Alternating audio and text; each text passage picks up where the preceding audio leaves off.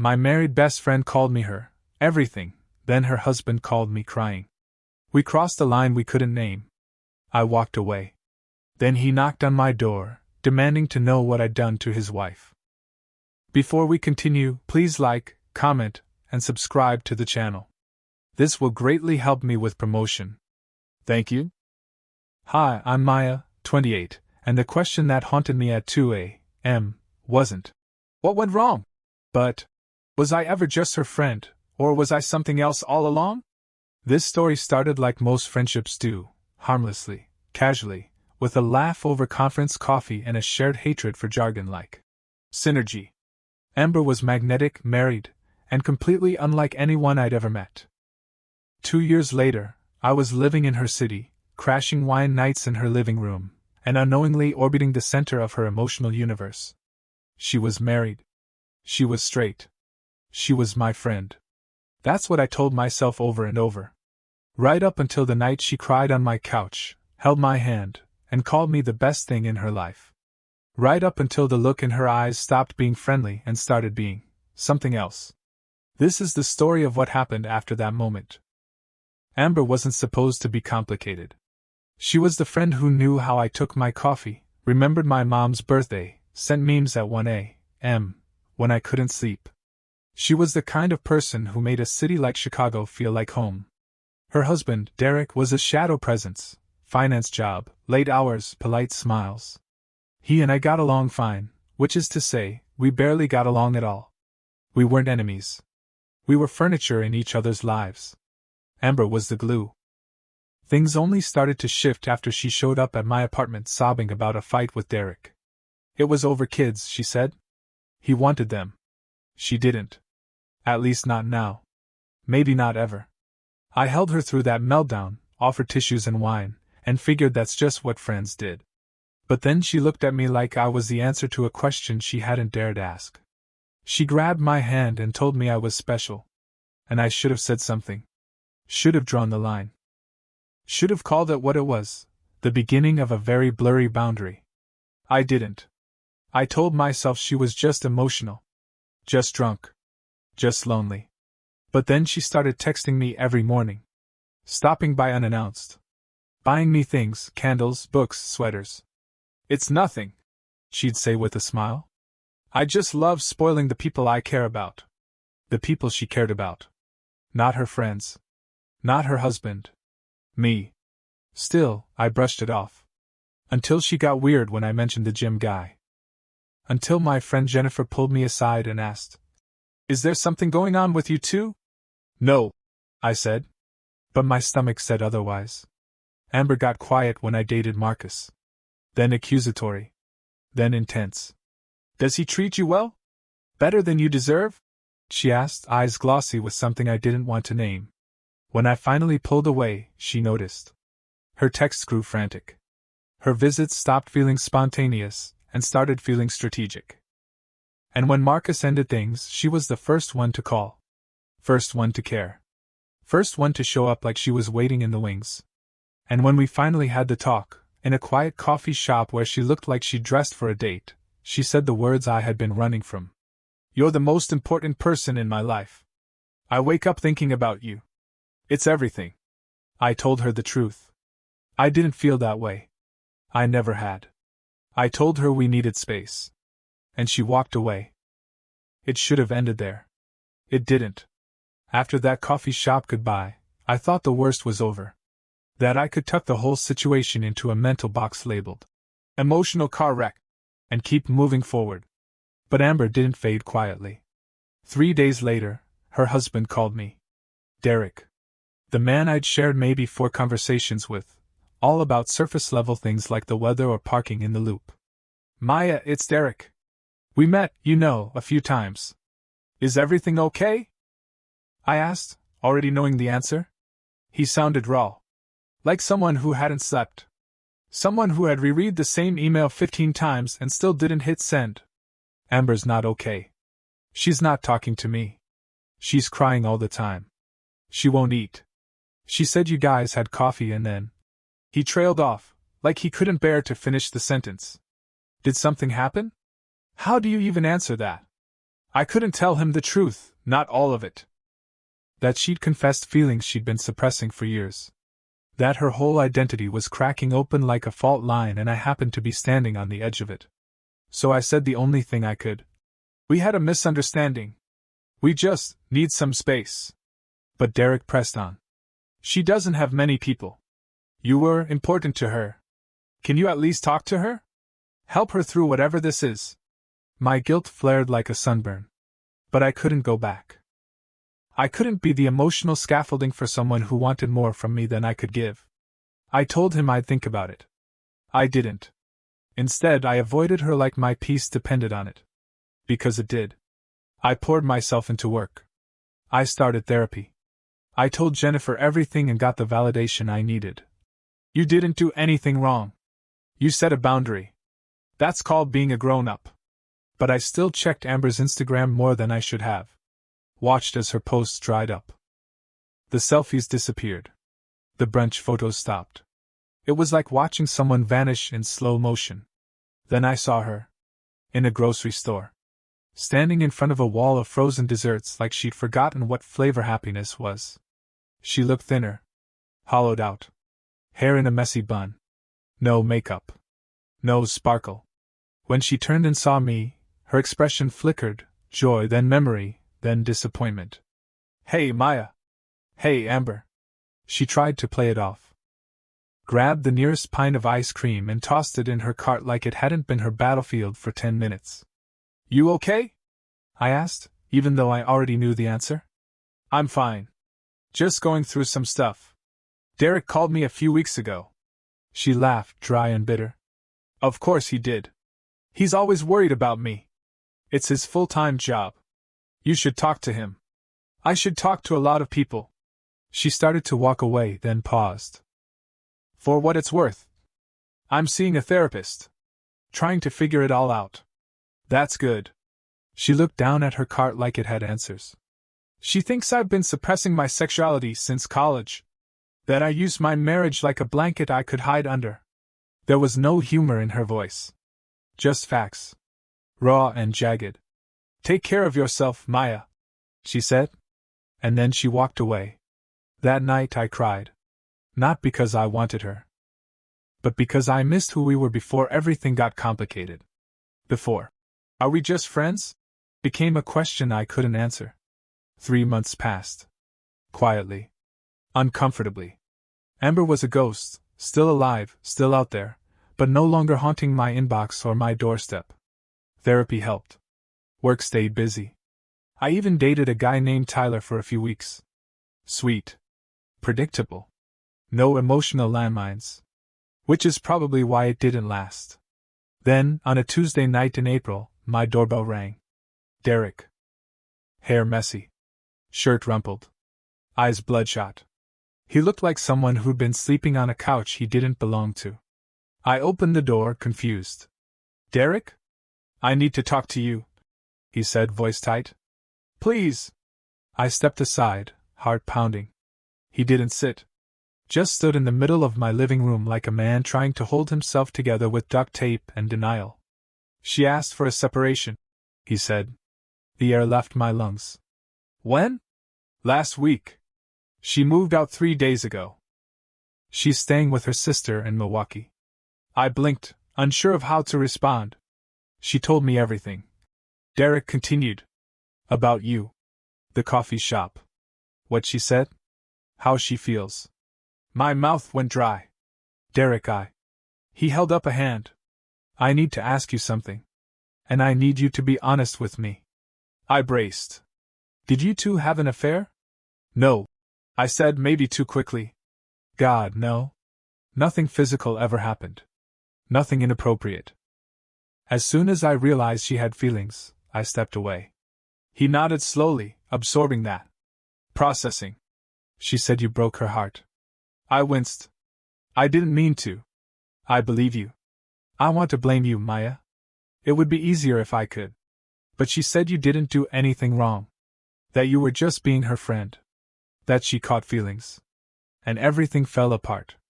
I didn't know what to say, so I just stood there and let him unravel in front of me. We were together 7 years. Married for 4.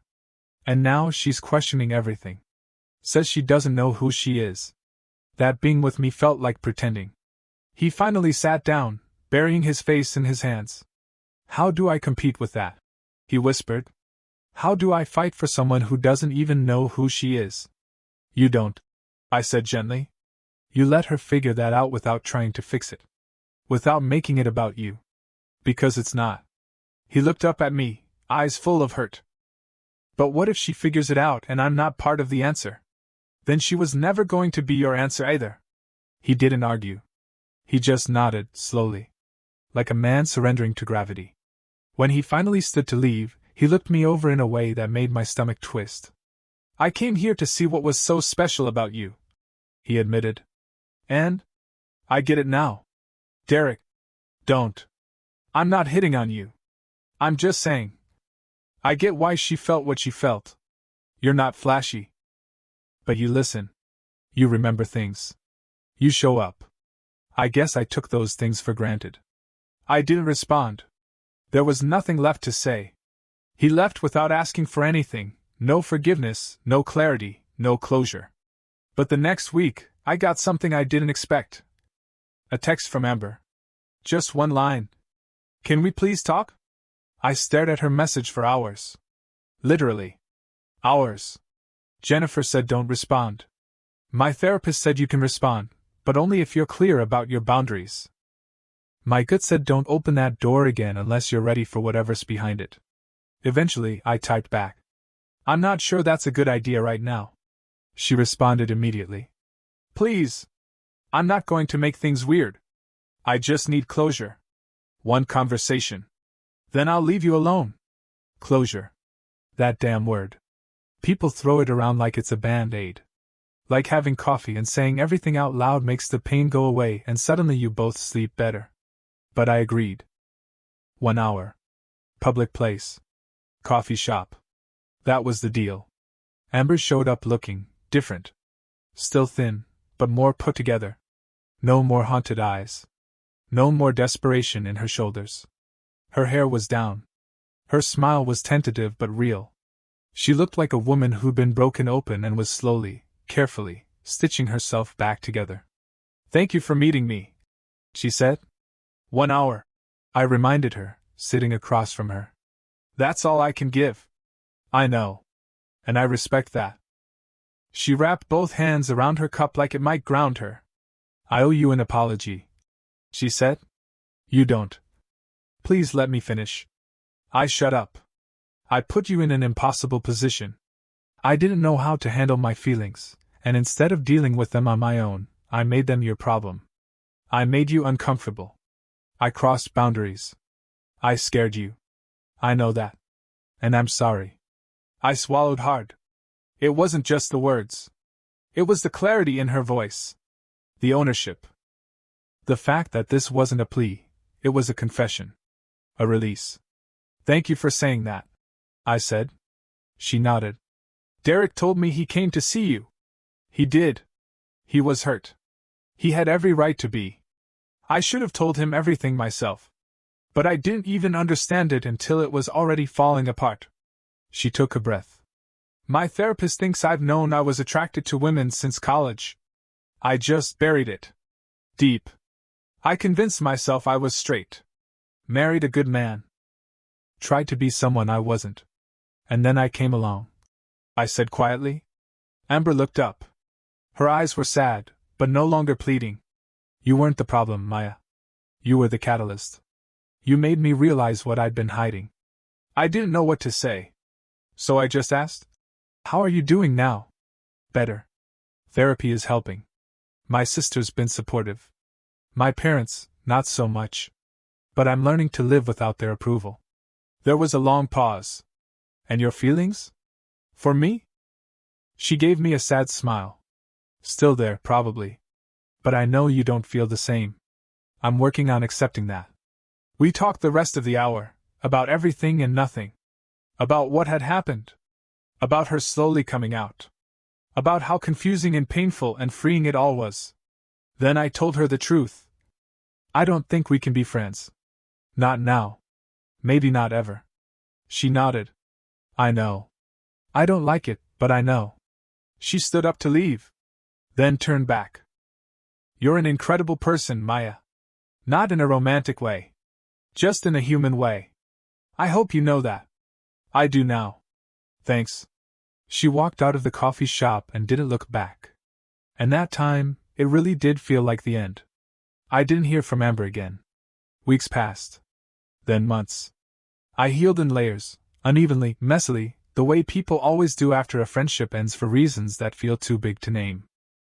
I filled my life with work, brunches with Jennifer, trying out hot yoga, once, never again, and the quiet peace of uneventful weekends.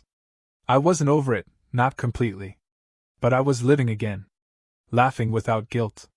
Sleeping through the night. Making space for new things. Then it happened. A random Friday night. I was out at a bar with Jennifer and some of her work friends. It was loud packed, one of those rooftop places with too many Edison bulbs and overpriced cocktails named things like Sage Against the Machine.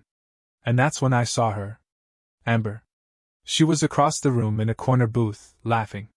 Not at me. Not with me. At someone else. A woman. Blonde, tattooed, wearing a leather jacket in July like it was a brand statement. Confident in the way that made you instantly feel like a dork just for blinking too fast. Amber was holding her hand across the table. Not flirty. Intimate. Familiar. And she was happy. I don't mean faking it happy, or performative brunch selfie happy. I mean, light in her eyes, shoulders relaxed, completely immersed in the moment happy. Jennifer followed my gaze. Oh, she said. That's her? I nodded. They look good. They do. And they did. Amber looked whole. Like she'd stepped out of a story that never fit and into one that did. She glanced up and saw me. Our eyes met across the bar, and for a moment I didn't breathe. She smiled. Not awkwardly. Not apologetically. Just genuinely. Then she raised her glass in a small toast. I raised mine back. A silent, mutual "we're okay now." And that was it. No dramatic conversation. No sudden pull to chase her down.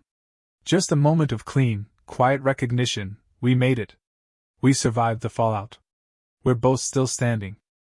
A few weeks later, I heard from a mutual friend that Amber had moved in with the blonde woman. Her name was Rachel. She was an artist. She was kind. She was, according to the group text Jennifer forwarded me, the best thing that ever happened to Amber. And I was genuinely happy for her. I didn't reach out. I didn't need to. That chapter was closed. Respectfully. Finally. 6 months later, I started seeing someone. Connor. Met him at a wedding. He was funny, honest, a little nerdy in a way that made me feel safe instead of bored. On our third date, I told him about Amber. The whole story. No dramatic pauses. No edits. Just the truth. That sounds intense, he said. It was. How do you feel about it now? Grateful, I said after a pause. I learned a lot about myself. About boundaries. About friendship. About how complicated people can be. He nodded. You can't control how someone feels about you. Only how you respond to it. Exactly. And Connor wasn't complicated. He was solid. Consistent. He didn't put me on a pedestal or throw me into emotional chaos. He just liked me. And I liked him. And that, somehow, felt revolutionary. 1 year later, I was scrolling Instagram and saw the post. Amber and Rachel, standing on a beach, barefoot in the sand, both grinning like idiots. Holding up matching rings. She said yes. Here's to finally living our truth. I stared at it for a long time. Not sad. Not bitter. Just full. I liked the photo. Left a comment. Congratulations. Wishing you both so much happiness. Amber replied within the hour. Thank you, Maya. That means a lot. And weirdly, it did. After that, we became polite strangers again. Instagram acquaintances, the kind who like each other's photos and maybe toss a heart on a story once every few months. Nothing more. Nothing less. I watched her build a new life through tiny digital windows, photos of road trips, sunsets on rooftops, Rachel's art shows, and one very loved golden retriever named Miso. She seemed settled. Not in that resigned way people settle for jobs or relationships they're not brave enough to leave. No, she looked like someone who had finally arrived where she was always meant to be. And I was, too. Connor and I moved in together. Slowly. Casually. With a lot of awkward IKEA furniture assembly and one big fight over whether we needed a sectional or just a normal human couch. We built something real. Something that didn't set off fireworks but didn't trigger anxiety either. It was safe, and kind, and honest. I didn't have to guess where I stood. One night, while I was putting away dishes and Connor was yelling at the TV during a Bulls game, I found myself smiling. Not because of the game or the spotless kitchen, but because I realized I hadn't thought about Amber in weeks. Not out of avoidance. Just because my heart had finally made space for something new. And that was when I got the message. From Derek. Hey. How are you? We exchanged a few texts. Small talk. He was dating someone new, a personal trainer named Melissa, who, according to him, makes an aggressively healthy smoothie but also doesn't mind binge-watching trash TV. Then he said something that stuck. I don't blame you anymore. For anything. My therapist helped me realize that our marriage was cracked long before you entered the picture. You didn't break it. You just made the cracks harder to ignore. I stared at that message for a long time. Then replied, Thank you for saying that. I'm really glad you're doing better. And I meant it. We chatted a little more. Then the conversation ended, quietly and cleanly. Another thread tied off. Another piece of the past finally released. I used to think closure was a conversation. A hug. A dramatic exit. Something that happens. But it's not. It's what doesn't happen anymore. It's the silence that no longer aches. The memory that no longer stings. It's watching someone's story continue without needing to be in it. Amber and I never spoke again after that brief Instagram exchange. She married Rachel in a small coastal ceremony. I saw a few photos, barefoot in the sand, handwritten vows, the kind of joy that doesn't need filters. I didn't comment. Just smiled and kept scrolling. Connor and I didn't get married. At least not yet. But we did adopt a cat named Juno who thinks she's a dog and refuses to sleep anywhere but my chest. We built a rhythm that worked, dinner together most nights, separate hobbies, shared playlists. We fought sometimes, but we always came back. One quiet Sunday morning, he made pancakes while I folded laundry and we talked about weekend plans like we'd been doing it for years. No tension. No unspoken feelings. No high-stakes emotional undercurrents. Just life. And it hit me.